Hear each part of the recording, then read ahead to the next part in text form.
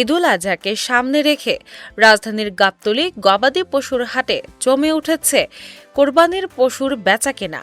তবে এবার হাটে তুলনামূলকভাবে ২ লাখ টাকার নিচের গরুর চাহিদা ও বিক্রি বেশি দেখা যাচ্ছে। মধ্যবিত্ত ক্রেতারা নিজেদের সাধ্যের মধ্যে পশু কিনতেই হাটে ভিড় করছেন।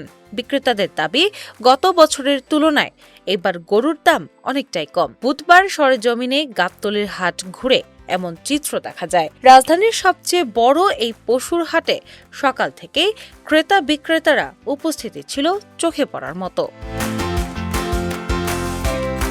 বড় আকারের গরুর তুলনায় ছোট ও মাঝারি আকারের গরুর চাহিদাই সবথেকে বেশি। বিশেষ করে ৪ থেকে ৭ মণ ওজনের গরু দ্রুত বিক্রি হচ্ছে।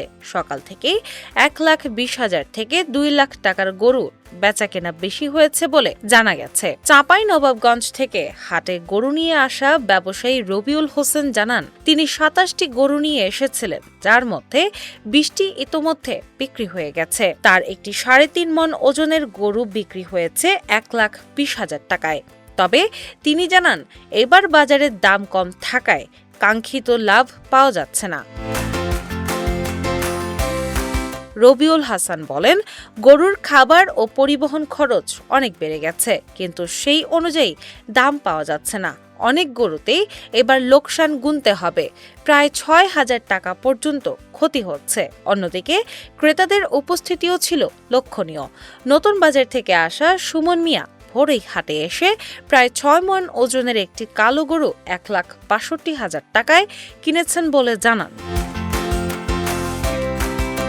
বিক্রেতারা বলছেন, ক্রেতা থাকলেও বাজারে কাঙ্ক্ষিত দাম পাওয়া যাচ্ছে না। ফলে অনেকেই আশঙ্কা করছেন, এইবার কোরবানি পশু বিক্রি করে লাভের বদলে লোকসান গুনতে হতে পারে। কল্যাণপুর থেকে আসা আরেক ক্রেতা রফিকুল ইসলাম বলেন, তিনি ১,২০,০০০ টাকায় ৪ মণ ওজনের একটি কালো সাদা রঙের গরু কিনেছেন। তার মতে, এবার গাবতলী হাটে দামের মধ্যে কিছুটা স্থিতিশীলতা থাকলেও তুলনামূলকভাবে দাম কমই দেখা যাচ্ছে। ডেস্ক রিপোর্ট, বাংলা বাজার পত্রিকা।